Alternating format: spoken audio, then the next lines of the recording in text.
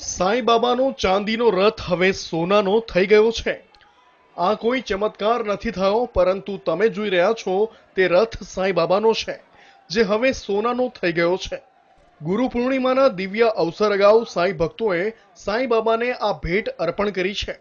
સાંઈ બાબાનો આ રથ અગાઉ લાકડાનો બનેલો હતો, જે ગત વર્ષે એક ભક્તને તેના પર ચાંદીની પરત લગાવવાનું કામ કરાવ્યું અને આ કાર્ય પૂર્ણ થતાં જ એક સાંઈ ભક્તે તેના પર સોનાની પરત લગાવવાની ઈચ્છા બતાવી, જે કાર્ય હવે પૂરું થઈ ગયું છે, જેનો કુલ ખર્ચ 45 લાખનો અંદાજવામાં આવી રહ્યો છે। साई के पुराने भक्त विजय कुमार जी ने उस पर सोने का एक लेयर चढ़ा के बड़ा ही सुंदर साई का रथ सजाया हुआ है। इसी रथ से इस साल गुरु पूर्णिमा उत्सव के दरमियान बाबा की सवारी उत्सव के दरमियान होगी।